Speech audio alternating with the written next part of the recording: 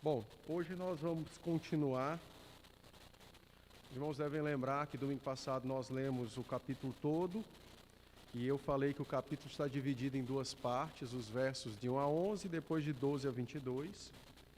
E então eu lerei agora os versos de 1 a 11, que é exatamente para concluirmos a lição dessa semana. Filho meu, se aceitares as minhas palavras e esconderes contigo os meus mandamentos, para fazeres atento à sabedoria o teu ouvido e para inclinares o teu coração ao entendimento, e se clamares por inteligência e por entendimento alçares a voz, se buscares a sabedoria como a prata e como a tesouros escondidos a procurares, então entenderás o temor do Senhor e acharás o conhecimento de Deus, porque o Senhor dá a sabedoria e da sua boca vem a inteligência e o entendimento.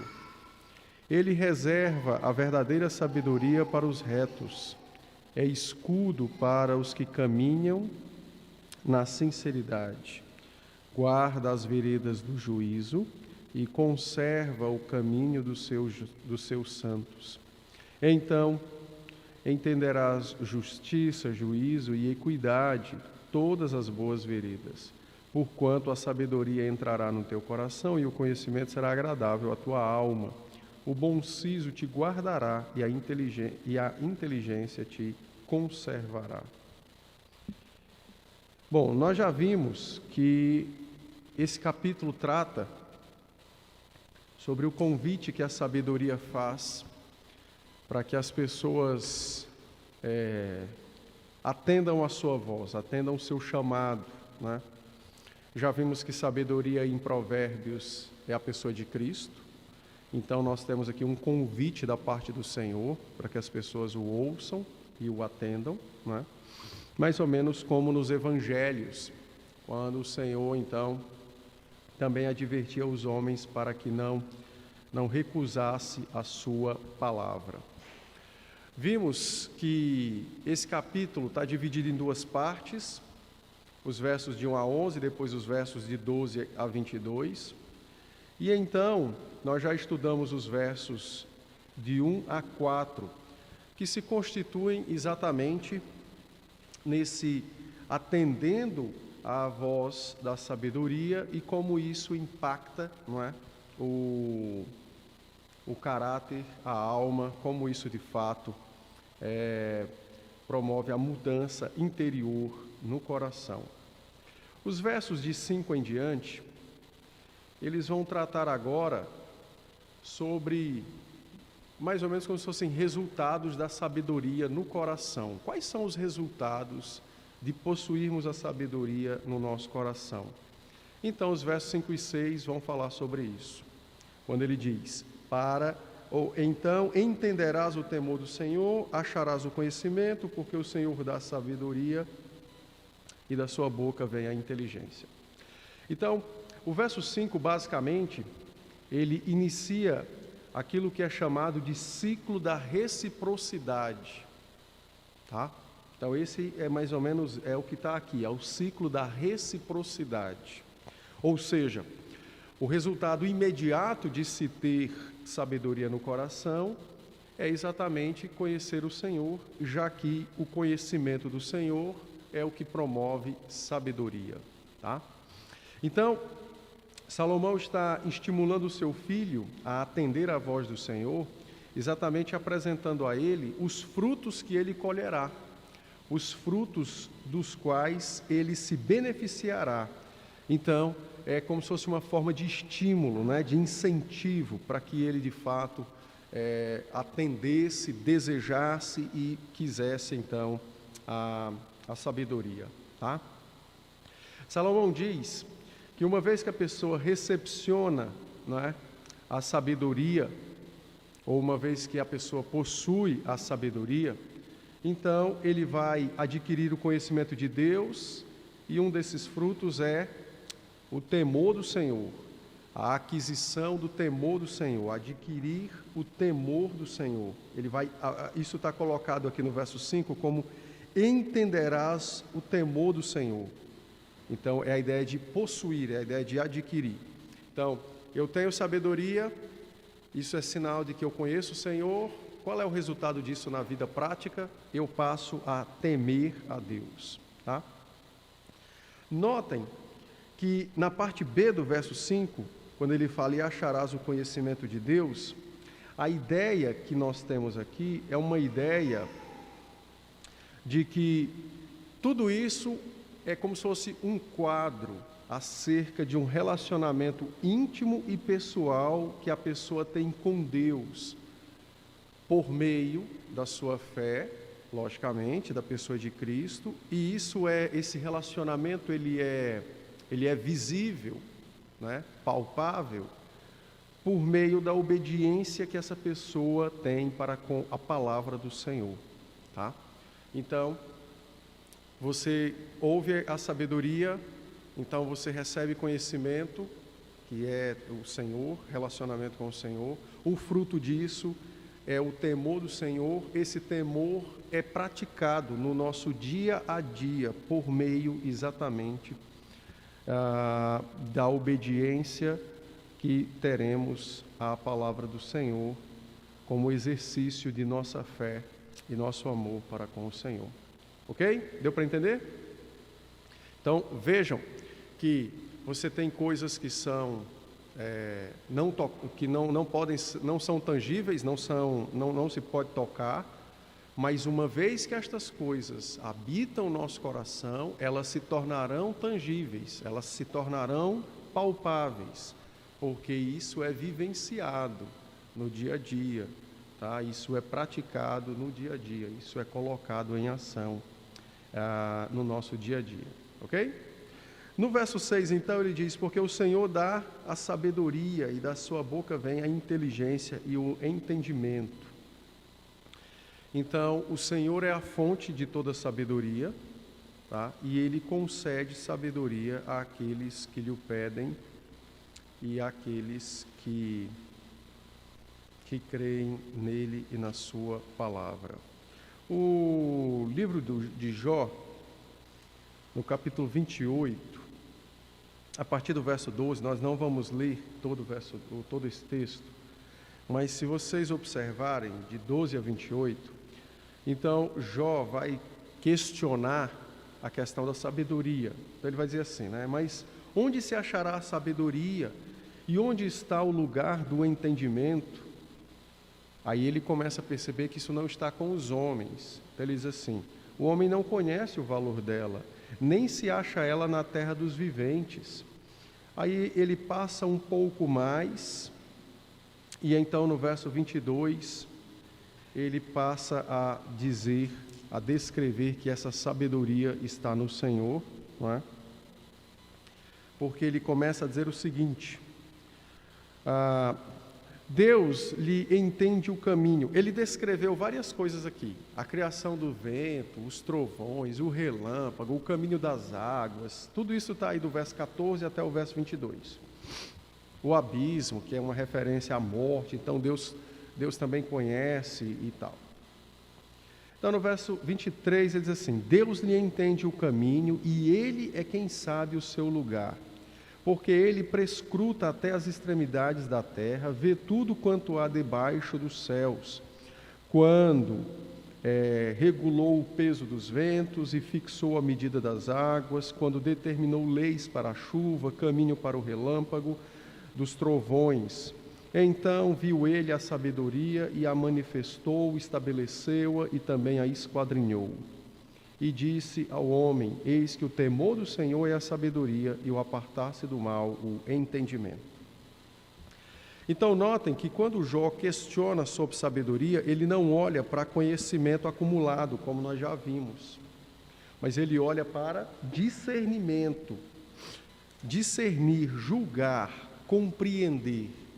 Então ele diz, não há entre os homens, a sabedoria não está entre eles, a sabedoria não tem fonte nas obras que os homens fazem, mas a sabedoria tem fonte no Senhor. E como é que nós sabemos que Deus é sábio? porque Deus materializou a sua sabedoria na obra da criação quando Ele regulou o peso do vento, determinou o caminho da chuva, estabeleceu o traçado do relâmpago e do trovão, e tarará, entendem? E no final, no verso 28, ele faz uma aplicação e diz assim: e Ele mesmo é quem determina aos homens, dizendo, a minha sabedoria, me temer é o princípio da sabedoria, ou seja, crer em mim, confiar em mim é o princípio de um coração sábio. Então, no verso 6, você tem agora essa descrição um pouco mais detalhada de que o Senhor, de fato, é a fonte dessa sabedoria, não é? Ele dá sabedoria às pessoas que lhe pedem, Ele mesmo é que possui a fonte da inteligência e do entendimento, ou seja, discernimento, a capacidade para julgar, examinar as coisas. Isso é dado pela palavra do Senhor àqueles que creem no Senhor. Beleza? Bom, mas há um detalhe interessante aqui. O detalhe é o seguinte, que é isso que Salomão está também pleiteando que o seu filho entenda. Então veja, se atender à voz do Senhor significa conhecimento dele, e se conhecer o Senhor significa relacionar-se com ele e, portanto, ter conhecimento da sua palavra, e no dia a dia isso é visto no temor que é atribuído ao Senhor por meio da obediência à palavra. Então você tem reciprocidade, Deus dá, o homem recebe e faz, correto? Beleza. Então, o que Salomão está pleiteando a ensinar aos seus filhos e a nós também, é o seguinte, que nesse ciclo da reciprocidade, nós também temos uma atribuição de desenvolver aquilo que nos é dado por meio da fé e na dependência do Senhor. Eu vou dar um exemplo disso. Paulo disse isso, com outras palavras, lá em Filipenses, capítulo 2, os versos 13 e 14. Então, Paulo disse assim, porque Deus, Filipenses 2, 13 e 14, porque Deus é quem efetua em vós tanto querer como realizar, segundo a sua boa vontade. Verso 14, fazei tudo sem murmurações e contendas. Então, Deus efetua tanto querer como realizar. E em seguida ele diz, mas no que tange ao trabalho que Deus te atribuiu, faça sem murmuração e contenda. Então percebe que o Senhor nos chama, Ele mesmo nos dá o dom da fé, então nós atendemos ao Senhor. Uma vez que atendemos a Ele, Ele nos dá algo, a própria fé e o conhecimento de si próprio. E agora, você vai fazer o que com isso? É seu dever colocar isso em ação. É seu dever colocar isso, é seu dever praticar estas coisas. Entende? E é isso que Salomão está dizendo aqui em Provérbios capítulo 2, o versos 5 e 6. Então, o Senhor te chama, Ele mesmo te deu fé para atendê-lo. Uma vez que você atendeu o Senhor, você recebe então agora conhecimento e você recebe temor e tem intimidade com Deus. Qual é o seu dever?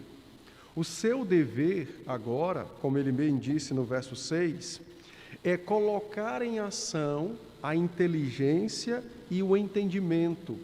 Que isso aqui é uma expressão para discernir, julgar, ter a capacidade de examinar as coisas a partir da palavra de Deus e julgar todas as coisas pela palavra.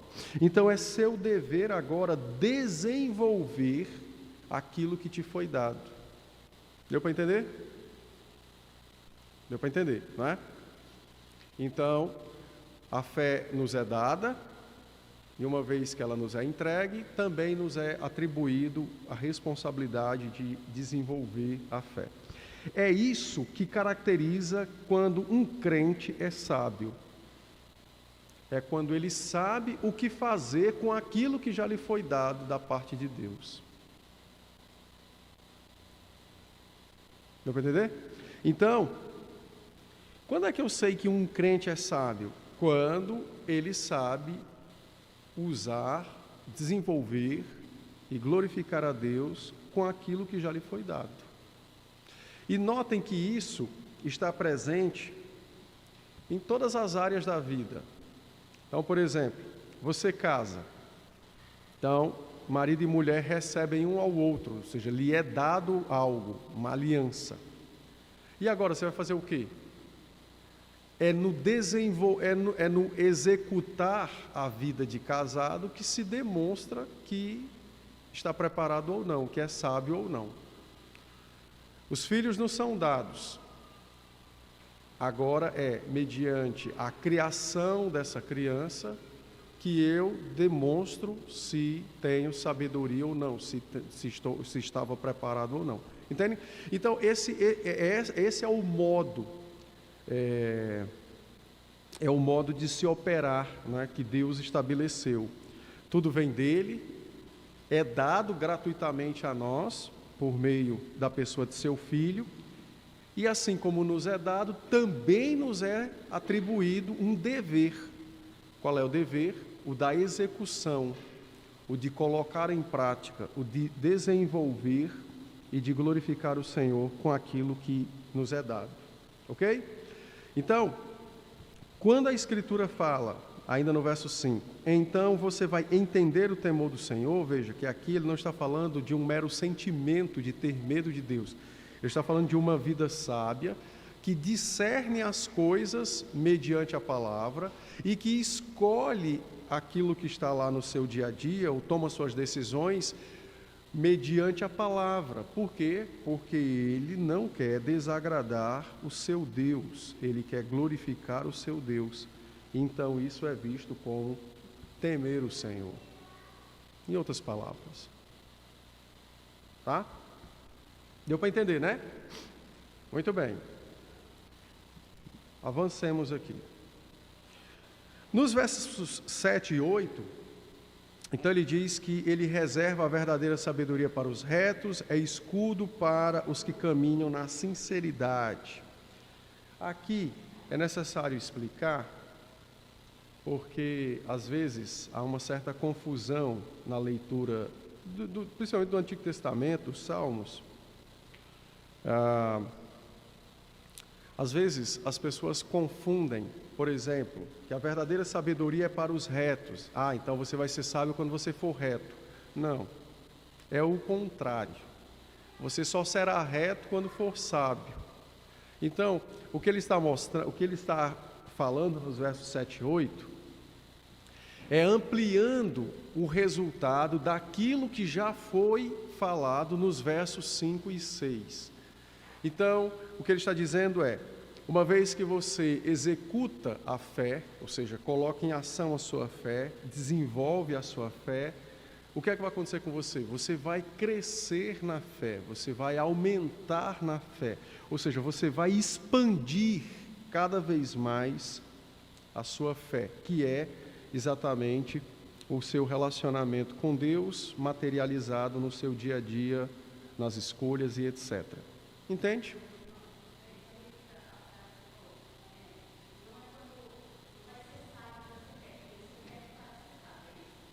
Não, o contrário.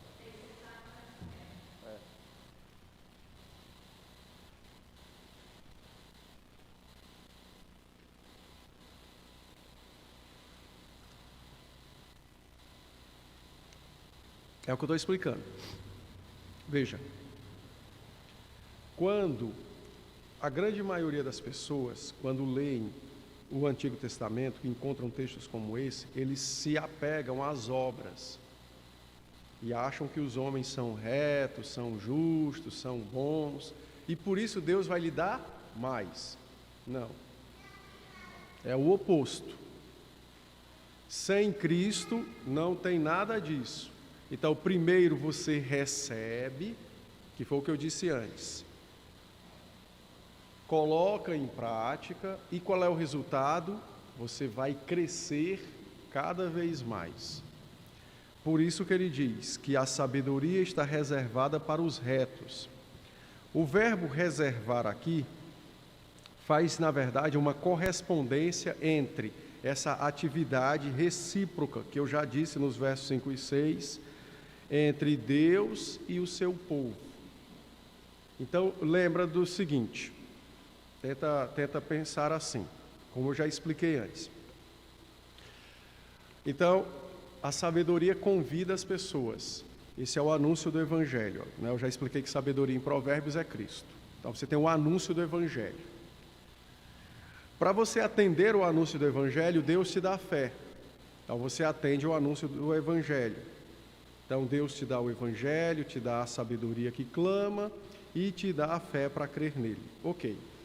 Agora eu creio. E, então, o que é que vai acontecer a partir daí? Então, vai acontecer que tudo o que está te sendo dado também é acompanhado com o dever de colocar isso em ação, de desenvolver, de ampliar, de materializar a sua fé na sua vida por meio da obediência à Escritura.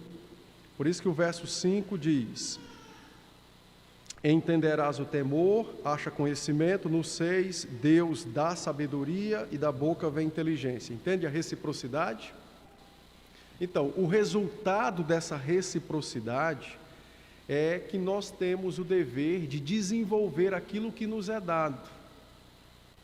Então, nós não recebemos fé, e junto com ela não veio o conhecimento de Cristo e da palavra. Você vai fazer o que com isso? Guardar? Não, você tem que colocar isso em ação. À medida que você coloca isso em ação no seu dia a dia, isso vai revelar o quanto você teme a Deus na sua vida diária. Por quê? Porque é sinal de que você está prezando mais pela palavra do que pela sua vontade própria. Quanto mais se teme ao Senhor, quanto mais se cresce em prezar o Senhor, mais reto você se torna. E se mais reto você se torna, mais sábio também. É isso que ele está dizendo.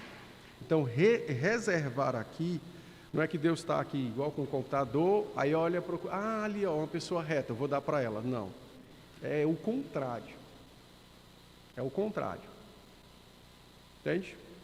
Então, imagine que você está crescendo e ampliando e aumentando e prosseguindo cada vez mais no seu relacionamento com Ele.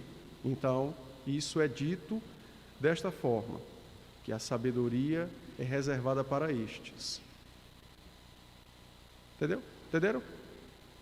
Não? Dúvida? Entendeu? Não, o contrário, do outro lado. Aí.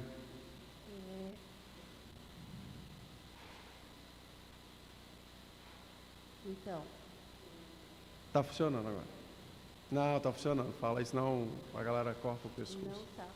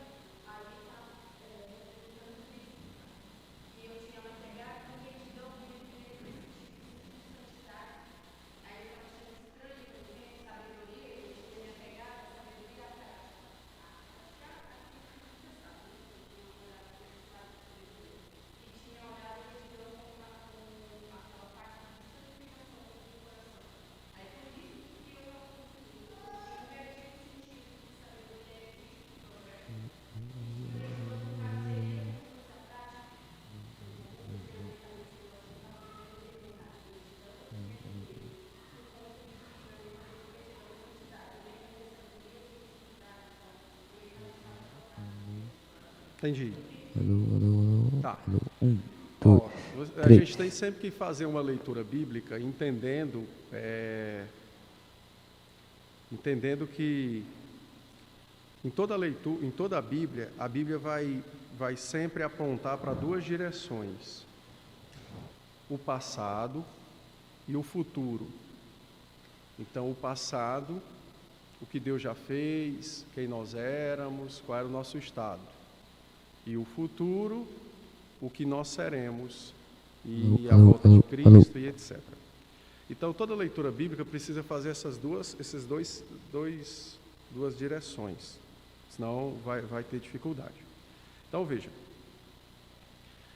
quando você tem o texto dessa forma, a Bíblia, em alguns momentos, ela não está preocupada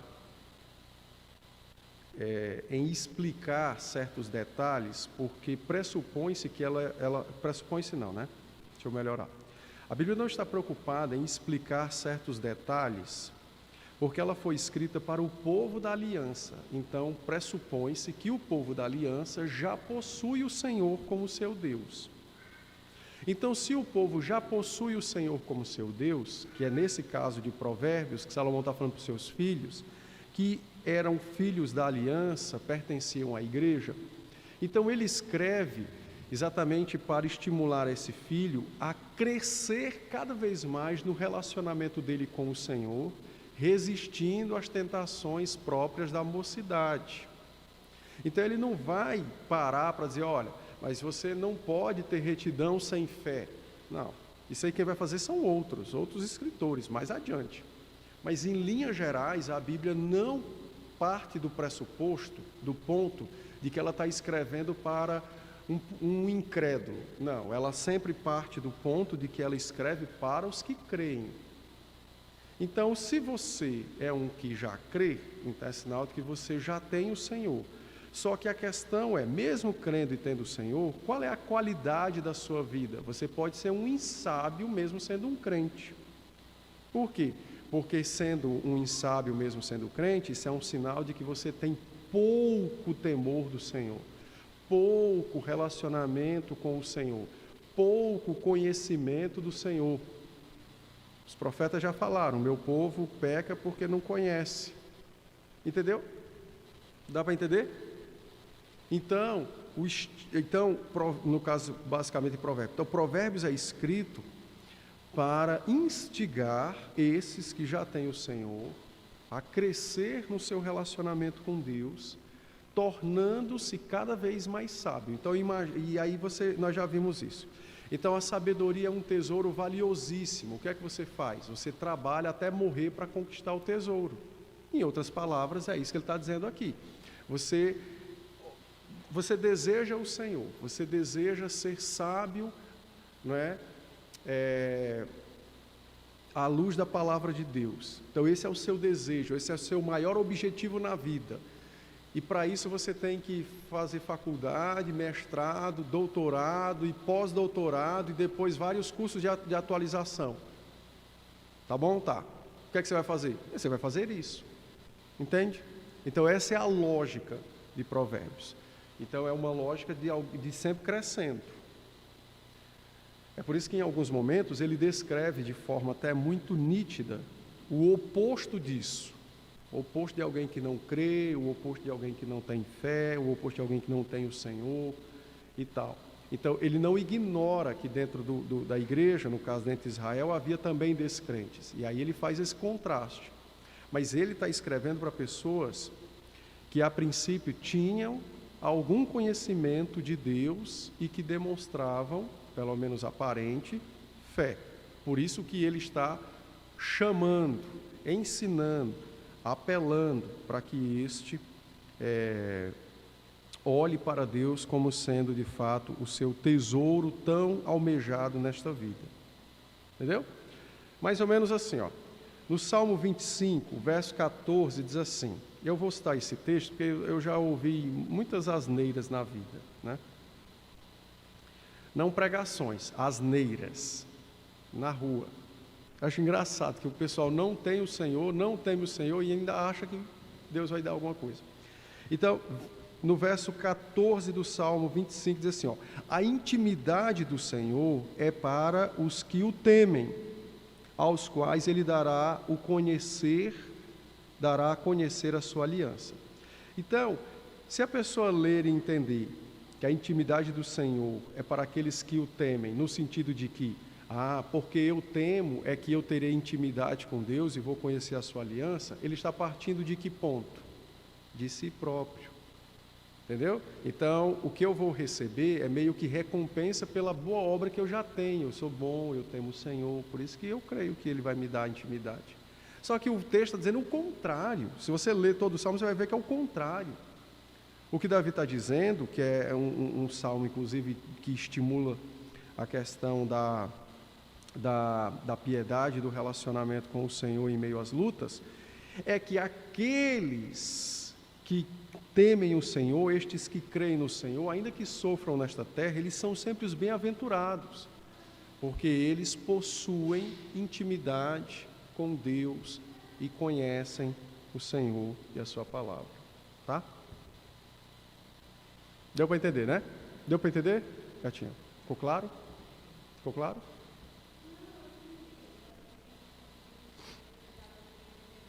Isolados. Beleza. Exato. Oi, Nice, você tinha falado outra vez?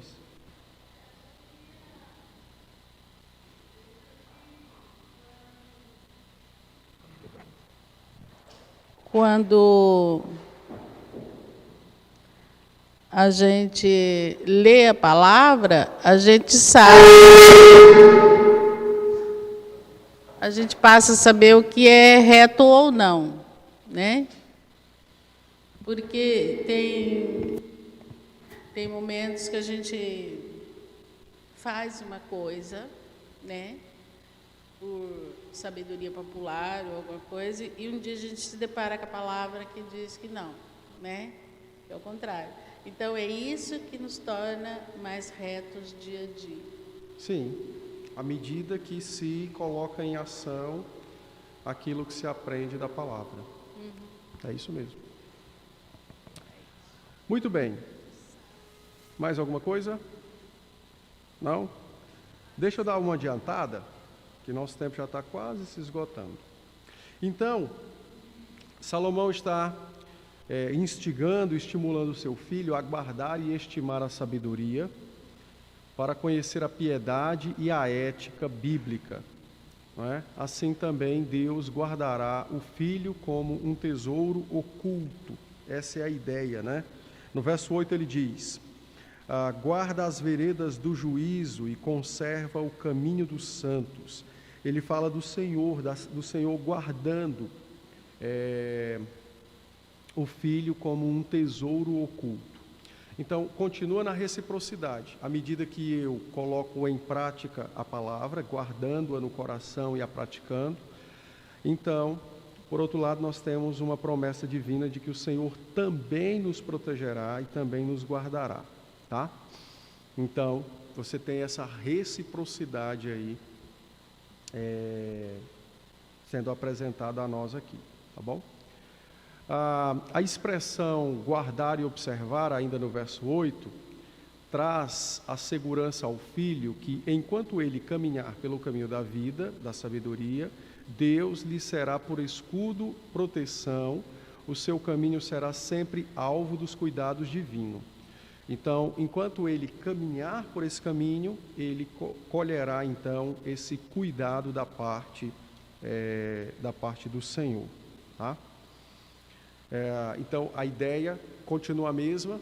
Eu guardo a palavra e colho, então, esse guardar do Senhor, né, no meu dia a dia. Ou seja, porque eu tenho um relacionamento com Deus, o Senhor também traz a sua proteção para o meu caminho. Ok? Bom, ele diz, então, no verso de número 11, diz assim, ó, o bom siso te guardará e a inteligência te conservará. Na segunda parte do texto, que nós estudaremos domingo que vem, nós vamos ver por que a Bíblia fala tanto de proteção. Por que ela fala tanto de guardar? Mas aí nós vamos ver no domingo que vem. Mas a ideia aqui é que Deus faz brotar no crente um senso, né, um raciocínio espiritual interior no coração deles, que os chama a amar o Senhor em primeiro lugar e não a si próprio. E isso então é que se caracteriza, não é, nesse escudo para escapar dos apuros, das ciladas e das empreitadas de Satanás. Se você fizer um exame, você vai perceber que todas as vezes que você se meteu em uma enrascada foi porque você decidiu não obedecer a Deus e atender a sua vontade, ou seja, você decidiu amar a si próprio mais do que a Deus. Então, o que ele está dizendo é exatamente isso, que esse amor pela palavra e pelo Senhor, colocado em prática, né? Por isso que eu botei essa ideia de um raciocínio espiritual, isso fará com que nós procuremos e tomemos as melhores decisões segundo a Escritura. E isso, então, se configurará nesse escudo, né? E nesse escapar de qualquer apuro ou qualquer problema. Beleza? Entenderam? Vamos lá, então. Por fim, os versos de 9 a 11, então, essa é a última estrofe dessa primeira metade do poema, não é? Fala sobre aprender a retidão intuitivamente. A ideia de intuitivamente é a ideia de que, como o conhecimento já está internalizado no coração, ele age de dentro para fora. Então, o que é que acontece? À medida que você cresce na sua vida com Deus, a palavra vai habitando e moldando o seu coração. Então, essa mesma palavra vai agora te guiar nas mais variadas situações da vida. Mas você precisa passar por alguma situação para que a palavra faça com que isso, né, ou faça com que o seu coração agora possua discernimento, não é? E opte, então, pela melhor escolha, que é sempre agradar o Senhor. Por isso que a ideia de uma retidão, aprender a retidão intuitivamente, ou seja, à medida que você vai vivendo, você vai aplicando, utilizando a palavra no seu dia a dia. Pense comigo. Pode pensar qualquer coisa que vocês queiram pensar. Pense aí.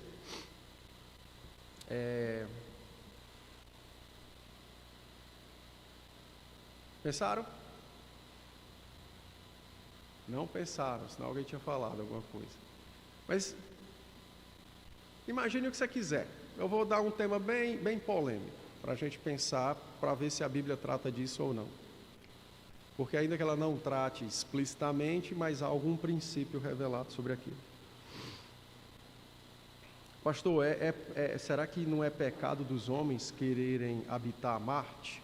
Né, com o último lançamento do foguete aí do Elon Musk, né, que quer colonizar Marte. E aí, será que não é pecado, uma ousadia nossa querer ir morar em Marte? O que vocês acham? Não, alguém já acha que é pecado. E aí?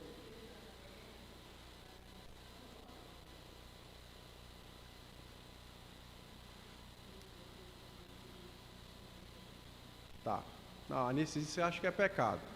Porque Deus fez a terra para habitação. E aí? Quem mais, quem menos? Não pensaram sobre isso, né? Tinha que ficar quieto aqui, né, seu João? Não conhece nem aqui direito, né? Tá certo. Ó, eu nunca pensei sobre isso também, não. Profundamente, não. Mas não está, mas seu João e a Anice estão certos. Esse desejo do homem de sair da terra é uma ação de rebelião contra o Senhor.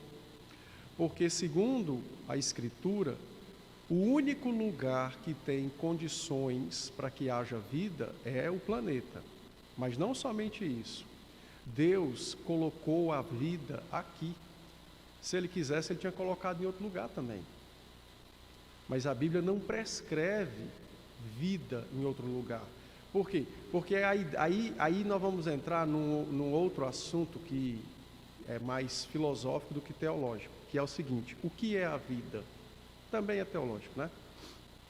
Então, para aqueles que não têm Cristo, a vida é estar neste mundo, respirando, trabalhando, executando seus projetos. Mas pela Bíblia, a vida não é estar vivo apenas, no sentido de estar nessa terra respirando, porque ela descreve quem não tem Cristo como morto. Entende a diferença? Esses dias eu estava falando com alguém sobre, acho que me perguntaram sobre como era o céu, não, me perguntaram sobre, eu não lembro direito não, mas me perguntaram alguma coisa sobre, quando Jesus voltar, então nós vamos voltar para o Éden. Eu disse, não senhora, não vamos voltar, era uma mulher, né, por isso que eu disse, não senhora. Não, nós não vamos voltar para o Éden. Ainda que Deus restaure a terra e tudo mais, mas nós não vamos voltar para o Éden. Porque o pessoal tem uma ideia equivocada do Éden. De fato, o Éden era o paraíso.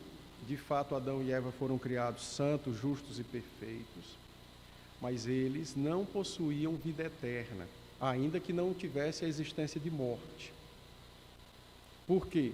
Porque vida eterna é uma qualidade superior de vida, caracterizada pelo relacionamento ininterrupto com Deus, que é o Criador.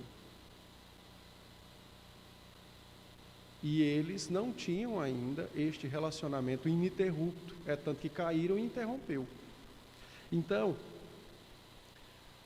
vida não é estar apenas vivo. A vida envolve um relacionamento maior, né? Há coisas maiores, não é? Maiores. Mas enfim, então dando o exemplo aí lá do Nelson de querer ir para Marte. Então, não tem nenhum texto assim, é proibido construir um foguete para ir morar em Marte. Não tem um versículo assim. Mas chega um cientista aqui e pergunta, pastor, biblicamente, como é que funciona esse projeto? É certo, é errado? O que é que nós poderíamos pensar sobre isso? Então, eu preciso construir um raciocínio sobre aquilo que demonstre a sabedoria bíblica, mas para isso eu preciso que a Bíblia esteja em mim. Entende? Isso então é a retidão intuitiva. É essa mudança que ocorre de dentro para fora. Muda-se primeiro o nosso interior, e à medida que esse interior é mudado, isso é mostrado, revelado na vida. Entende? É revelado na vida. Beleza? Deu para entender, né?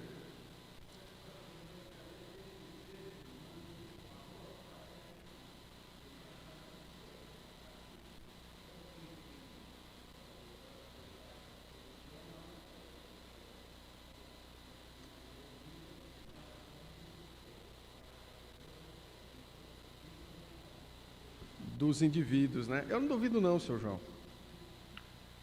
Tem essas coisas mesmo aí, rolando aí mundo afora. O que não duvidem de nada estranho que vocês possam imaginar, porque alguém já pensou, já escreveu e algum outro já creu nisso também. Vocês têm uma noção. Vamos lá. Então, à medida que nós crescemos internamente, né, o que a palavra cresce internamente dentro de nós, isso muda a nossa forma de pensar, agir, sentir, etc. Então, o filho começa agora a raciocinar o conhecimento e a sabedoria divina que habitam nele. E é isso que o torna justo. É isso que o habilita a ser reto. É isso que o leva à integridade. Tá? São estas coisas operando nele que o levarão à retidão e à integridade. Ok? Bom, o filho desenvolverá então essa capacidade intelectual e moral para ver o bem, o justo e o correto. Então, o nome disso é amadurecimento. E então, nas escolhas da vida, trilhará o bom caminho, que é aquele que conduz à boa moralidade e à vida com Deus. Tá? Então, guardar isso no coração para que cresçamos segundo é pleiteado pela palavra. Bom, para concluir então e encerrarmos nossa aula de hoje. Poderíamos definir sabedoria, mas não a pessoa de Cristo, mas sabedoria interna aplicada a nós, essa presença do conhecimento e da vontade divina no nosso coração. Nós poderíamos dizer o seguinte, que sabedoria consiste em discernir. Discernir é julgar. Discernir moralmente o bem e o mal. Moralmente, o bem e o mal. Tá? Beleza. Quem é que vai definir o que é bom e quem é que vai definir o que é mal? Já vimos que é o Senhor e a sua palavra.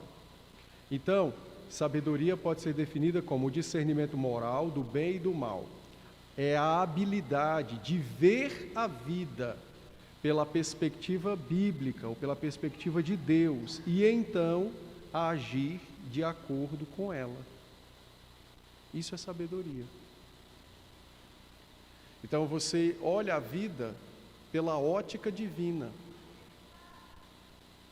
Uma vez que você olha a vida pela ótica divina, você também vai agir segundo a ótica divina.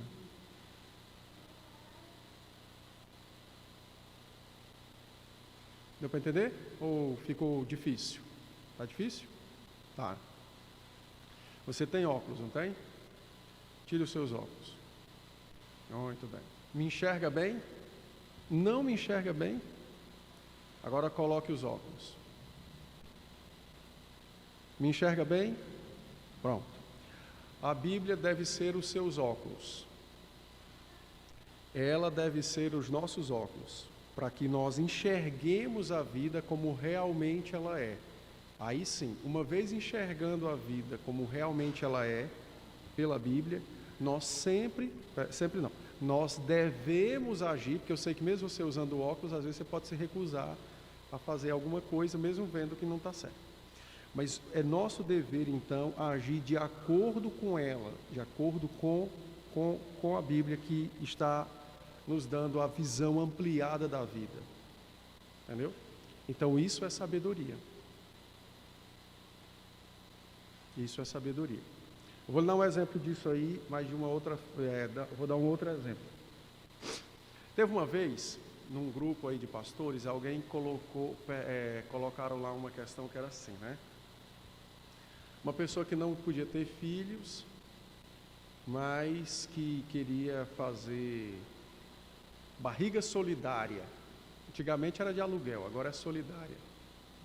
Aí alguém perguntou lá, né? É certo, é errado?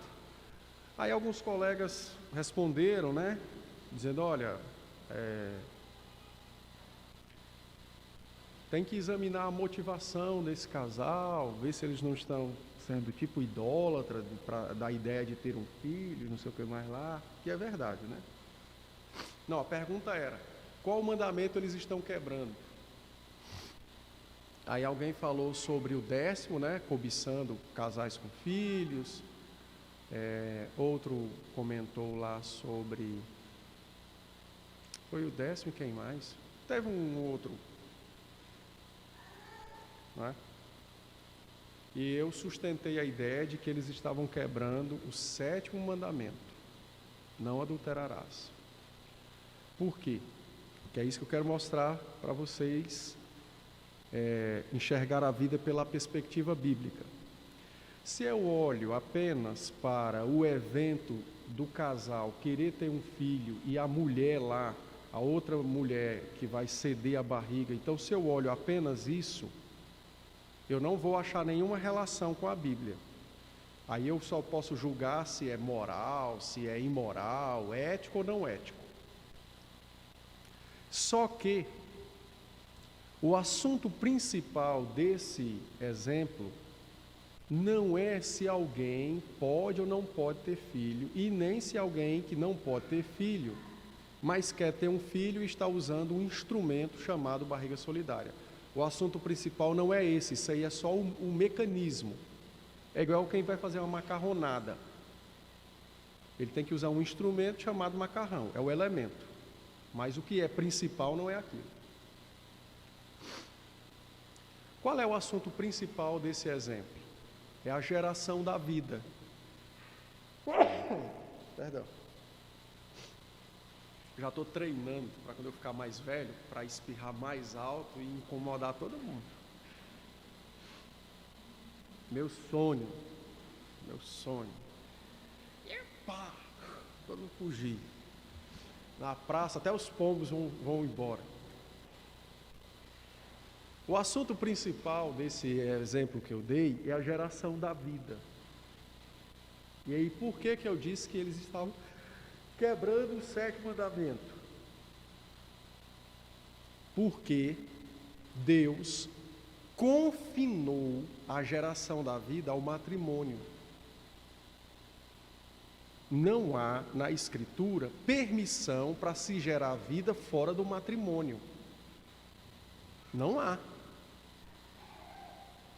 Só há permissão para se gerar vida dentro do matrimônio. Por isso que o sexo fora do matrimônio é pecado. Beleza. Então, se a esposa não pode ter filho e uma outra pessoa oferece para gerar o filho, ainda que com boas intenções, a pergunta é permitido biblicamente uma terceira pessoa no matrimônio? Não. Então, se não é permitido uma terceira pessoa no matrimônio, ainda que não tenha relação sexual, mas não é permitido uma terceira pessoa no matrimônio, então não é permitido a barriga solidária. Por quê? Porque a geração da vida está confinada ao casamento. Entendeu?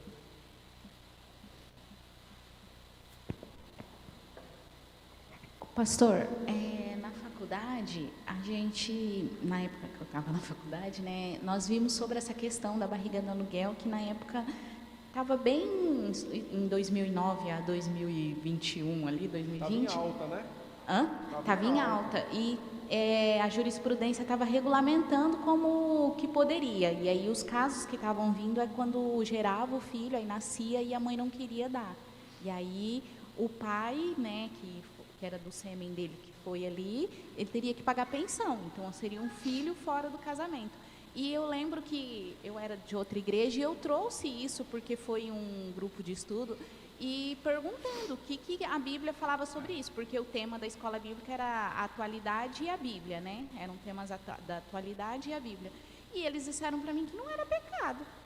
Eu falei assim, eu achava estranho, mas aí depois eu fui recorrer na igreja e não... Ninguém disse nada? Ninguém disse nada de mandamento, ninguém disse que era pecado.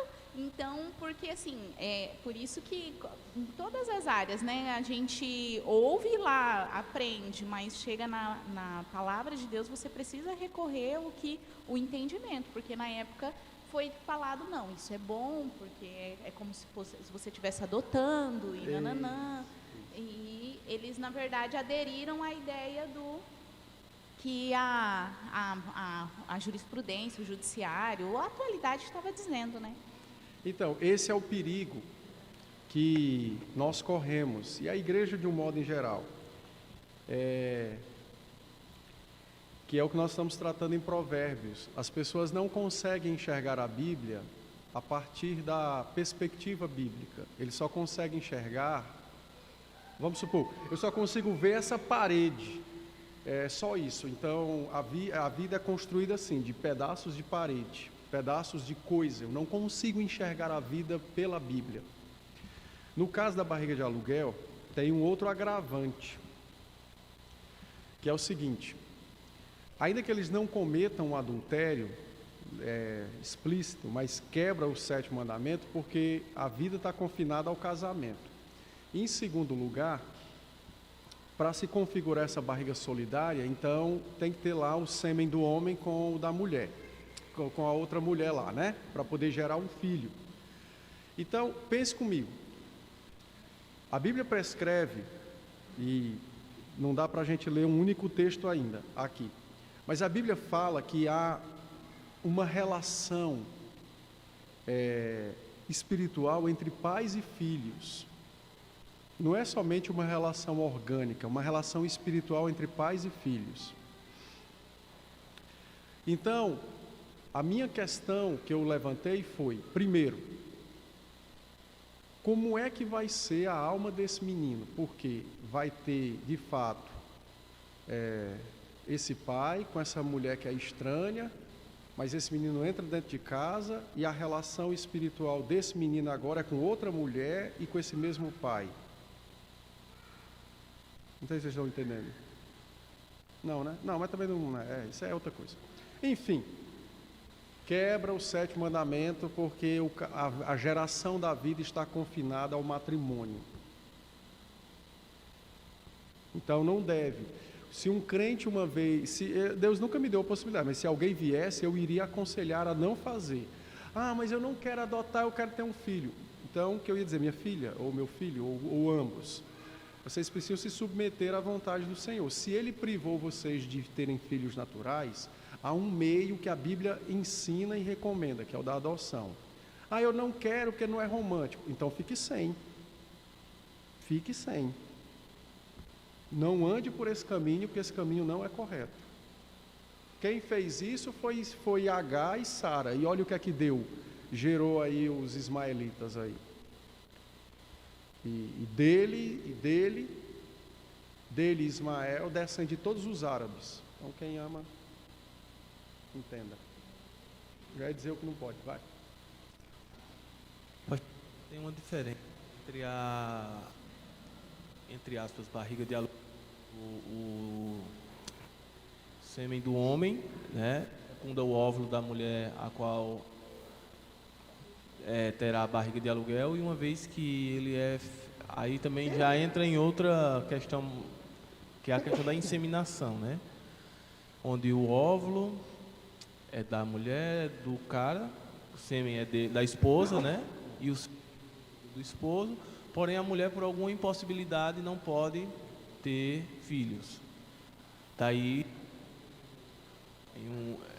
na barriga de outra pessoa. Pronto. Mesma coisa.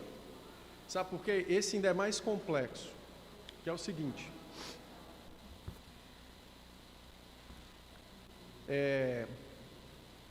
A inseminação, ela tem o seu papel. Quando é para ajudar o casal a ter filho, mas por algum probleminha ali que esposo ou esposa tem, eles ajudam, mas acontece dentro do próprio casal. Mas nesse caso, você pegar um óvulo fertilizado, né? O esposo e a esposa fertilizam um óvulo e colocam na barriga de outra pessoa, é a mesma coisa. Só que aí nós teremos outros agravantes, que é exatamente o seguinte, ó. Sem a Bíblia, as pessoas olham para o óvulo e o espermatozoide como sendo algo que existe, um verme, algo que existe naturalmente, pode ser descartado. Mas não é assim que a Escritura estabelece, porque ali será exatamente a base do corpo que será feito. Ok, esse corpo que será feito, ele vai receber uma alma. A junção dos dois é que caracteriza a vida. Pois bem, a alma desse indivíduo precisa ser idêntica ao corpo, idêntica de identidade, e não de desenho. Não pode haver uma alma estranha a um corpo. Deus não faz assim. Então a nossa pergunta vai ser: esse menino vai ter 3 matrizes físicas, porque tem o óvulo fecundado, mas que vai ser gerado no útero de outra mulher. Então ele vai ter de algum modo alguma substância física dessa outra mulher. Então o corpo desse menino tem 3 matrizes físicas. E a alma desse menino, como é que funciona? E a alma desse, eu estou dizendo menino, mas e a alma desse bebê, como é que funciona? Entendeu?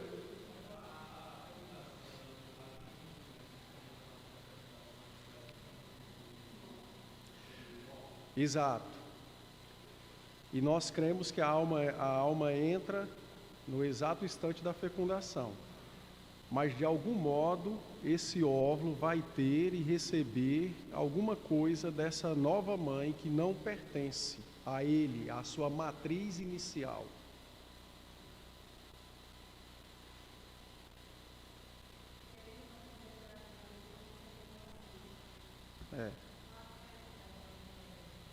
Então, assim, a mãe não vai dar. Ainda que a gente não saiba dizer precisamente o que acontece, mas essas perguntas precisam ser feitas para levantar a dúvida, para não se tomar uma decisão precipitada.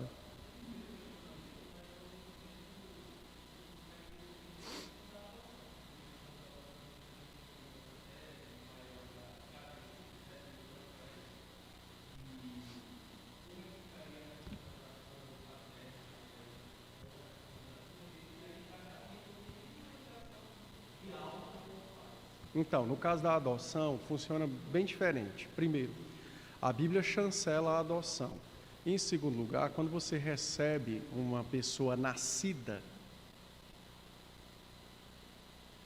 então essa pessoa entra na sua família. E a partir desse entrar é que se estabelece o vínculo espiritual, os laços espirituais. Só que em todos os outros casos, está antes do nascido. Por isso que a gente precisa levantar algumas, pelo menos, se não objeções, mas dúvidas. Entendeu? Porque no caso da adoção, você já tem um indivíduo nascido, ele já está nesse mundo, já está funcionando naturalmente e normalmente. Ele só vai ser inserido agora no seio de uma família. E aí estabelece a relação espiritual entre eles. Mas e com relação aos não nascidos que são gerados de forma... os não nascidos que são gerados de uma forma não posso nem usar a palavra normal, né? Mas não são gerados de uma forma ocasional ou natural. Ocasional não, da forma natural, entre pai e mãe. Essas são as objeções que a gente tem que... As perguntas, as dúvidas que a gente tem que levantar. Porque a gente não encontra nada disso na Escritura. E essa ideia da barriga de aluguel, ela é velha. Sara fez isso. Mas o resultado foi desastroso. Então, há algo ali que serve para nos ensinar sobre estas coisas que hoje são modernas.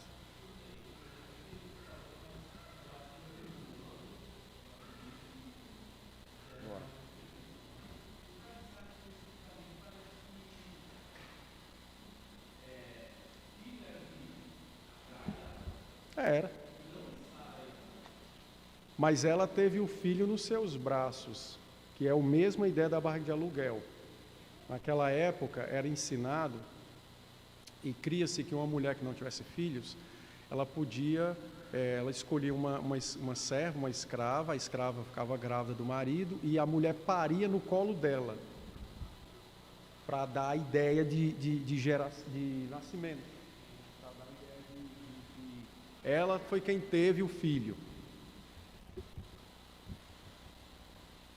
Então tem isso também.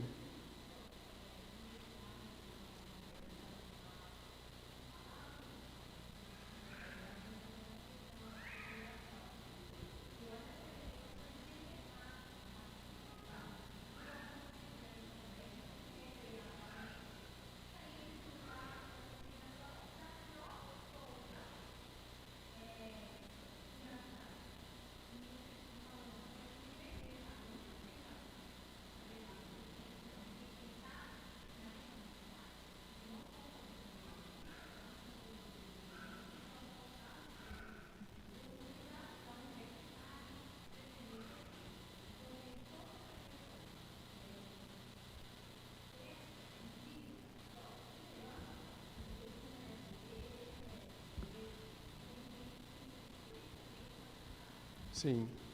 Na fertilização, as questões éticas são extremamente sensíveis. Essa questão do descarte de óvulos fecundados. Então, assim, eu acho que certos avanços na medicina são benéficos. O problema é quando esses avanços começam a ser usados indiscriminadamente, sem uma observância do Deus que criou estas coisas, mas apenas olhando, entre aspas, a necessidade do público.